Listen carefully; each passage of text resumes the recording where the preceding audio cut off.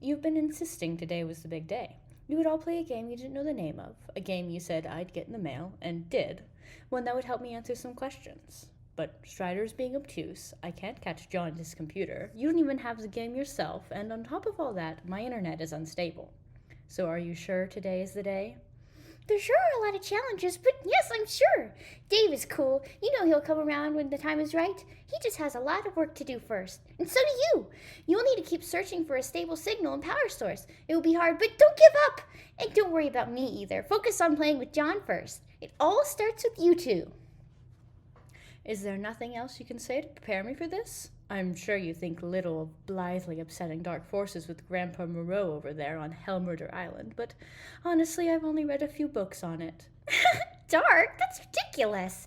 I don't really know what to tell you other than it's not going to be what you think it is. And most importantly, you'll have your questions answered, but they will be the ones you haven't thought to ask yet. Just be patient and be brave. You'll see. It will be fun. Uh-oh, looks like you've got to go. Take care, Rose. Mwah!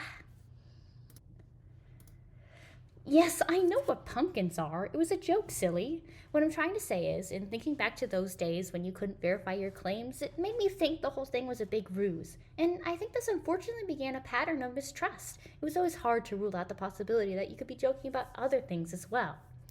Yeah, but it's not my fault. I mean, a purification tech is notoriously unreliable. Remember? I explained this. I can't just always purify stuff from you anytime I want. I can only take stuff I'm allowed to, which is pretty much random. Like stuff that by taken, I'd be messing up the timeline because that stuff is supposed to be there and serve some function it hasn't served yet. So most of the time, if I try, all I get is slime on my end. But pumpkins, for some reason, are a little easier to take. I don't know why. Like they're specifically and arbitrarily unhinged from space time. It's spooko. Key. I couldn't begin to explain the science behind such technology either, but I guess the important thing is, regardless of how or why it works, this is a story you continue to stand by. That is, you're still taking credit for the mysterious disappearances of all those pumpkins I grew years ago? F yeah, I so gonked your guards, Jane. Alrighty. What? Nice trick with the ghosts and all. Man, you got me pretty good. I'd rather not talk to you. Fair enough. Just wanted to say I'm sorry, that's all. I'm not the one you should apologize to. Yeah, I know. I'll make it up to him someday. Don't worry. Anyway, hey, guess what? I've got a message for you from your boyfriend. He's outside your hive right now. Not falling for it. Take a look. I don't see anything out there. Well, okay, I'm just the messenger. If you want to risk missing him, then suit yourself. Later! GC lands on your whelping stoop and raps on your K with her noble and elegant talon, and once with her mighty snout for good measure. AC saunters from her dark cave, a little bit sleepy from the recent kill. AC uses one of her mouths to lick the fresh blood off her paws, and the other one to blow you a kiss. GC, with a mighty whisk of her mighty tail, plucks the kiss out of the air mightily.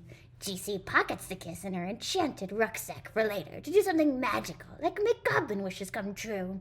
Yes! AC finds that to be a most admirable use of a kiss. She thinks that goblin wishes need to come true too, just like any other kind of person's wishes. AC begs your pardon while she rips apart this tasty beast to prepare a meal for her cubs. Well, I'm going to join my team pretty late. I think I have to. I will need to connect after my goofball Moirel does so I can keep my goggles on his nefarious escapades. It's a tough job, but it's important. Everyone has an important job to do. Yeah.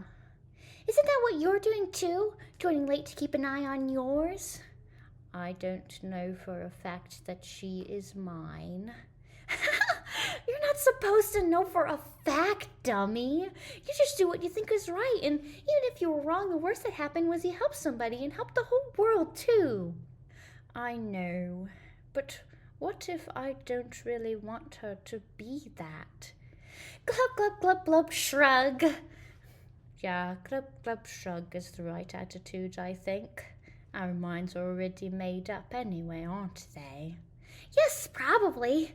You Clouds tell you everything, so what do you even have to worry about? They don't tell me everything, just as I'm sure she doesn't whisper everything to you. Somewhat. It wouldn't hurt you much to know the truth, I imagine. It's just the truth is a wee bit complicated. Perhaps a draft of the cascading sequence from which your reality has arisen will put your mind at ease.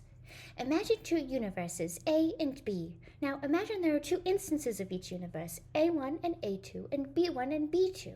The first instance of each is like a test run that does not quite succeed. The second instance, though, will meet all of its purposes. Now consider that A1 begets A2, A2 begets B1, and B1 begets B2.